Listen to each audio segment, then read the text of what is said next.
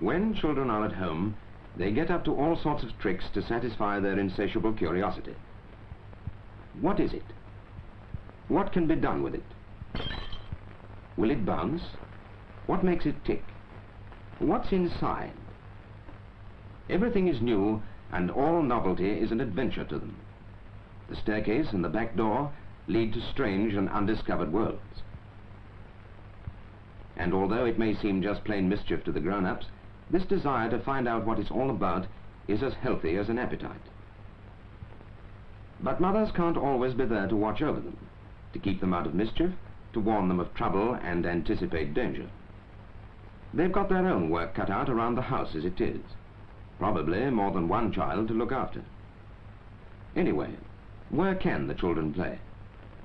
Quite often, it's either in the house or out in the street. And mothers have got their shopping to do, or perhaps work away from home. So the children will get up to their monkey business, and after will come the explanations and scoldings. Then they will go off again, sometimes getting into trouble, sometimes getting out of it, but often in danger.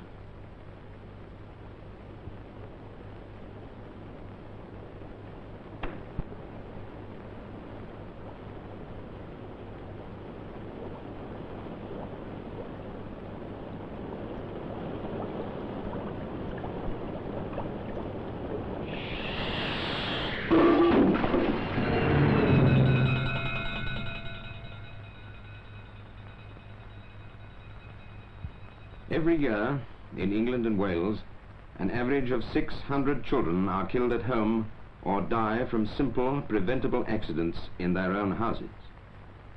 Every year, 12,000 children are hurt badly enough to be admitted to hospital.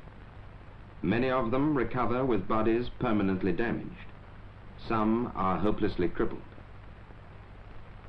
This is the cost of their own curiosity, of a parent's lack of foresight, because children don't know when a game can become dangerous. All these deaths and accidents from burns and scalds, from playing with fire. I never dreamt a thing like this could happen. Watch. Pat Kenny, 3 years old, was sitting up at table waiting for her tea and playing with a spoon. Mrs. Kenny was waiting for the tea to draw and rocking her youngest child. She poured the tea out and was bringing the cup over to the table.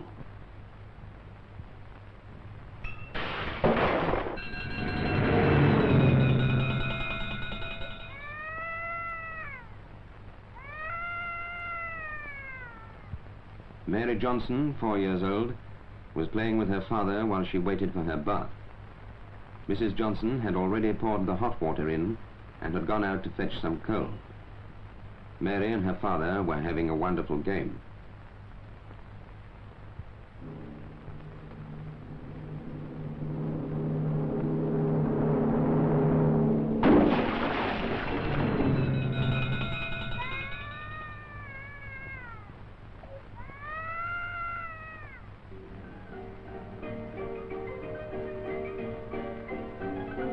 Mrs. Campbell was out shopping and had left some soup boiling on the gas ring.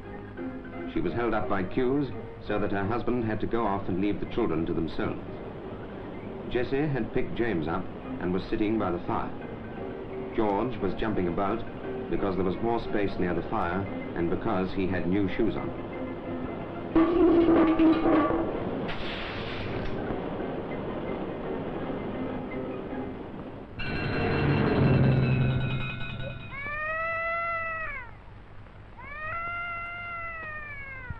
Joseph Carr, 5 years old, was being looked after by a friend for the evening, as Mrs. Carr had gone to see some relatives and Mr. Carr was on night shift. She was busy at the stove helping Joseph to some stew. Joseph wasn't sitting up at the table yet and was fidgeting while she was helping herself. But he was interested in what was on top. It smelt good and he wanted to have a look.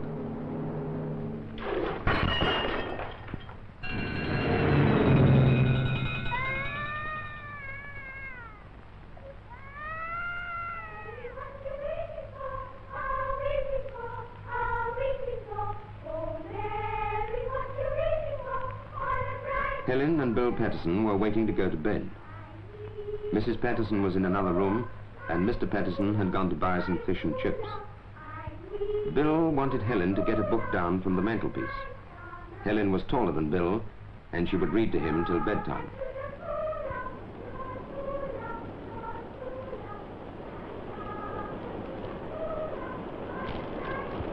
All these accidents could so easily have been prevented.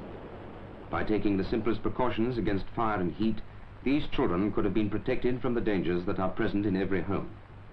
Of course, the safest place for a child is in a playpen or a separate room. But if children are going to be around the house, every fire or stove, whether it be gas, electric or coal, must have a good solid fire guard added to it, because most fires are sold without suitable protection. And this guard must be attached to the wall, otherwise it will just get pulled over. And don't balance kettles on gas rings, or think that because they're out of reach, they're out of harm's way. Remember that flex, and put a guard in front. And saucepans, bowls of fat, teapots, everything hot and liquid. Remember, children may be curious about anything, so put them all well out of reach. Though nothing is ever out of reach on a tablecloth, because of course a child can just pull the cloth off. A small tablecloth which doesn't overhang, or oilcloth tacked to the underside of the table, is the safest. And when you are getting the bath ready, remember, although it may seem the wrong way round, that the cold water goes in first, before the hot water. Otherwise, you are asking for trouble. Cotton frocks and flannelette nightgowns are very inflammable.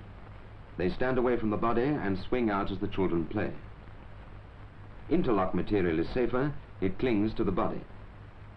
But a fire guard is really the only protection against clothes catching fire. And don't forget about the cup of tea over somebody's shoulder. This is always happening.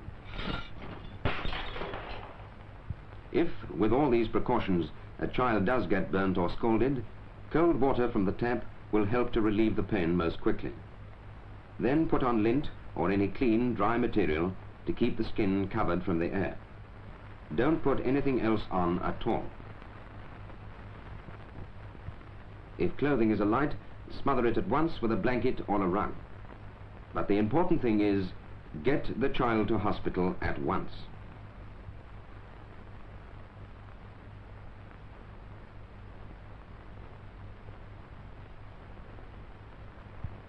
Remember how quickly and easily accidents can happen when you're not on the lookout. Really, it's only a question of common sense. Common sense and patience with the children. Because for them, one thing is as good to play with as another.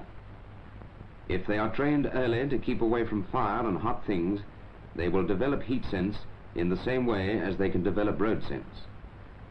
But until they understand the harm that these things can do to them, it is the responsibility of the parents to see that the one thing they do not play with is fire. Remember the figures. Remember the children. And don't forget the fire guard and the boiling saucepan.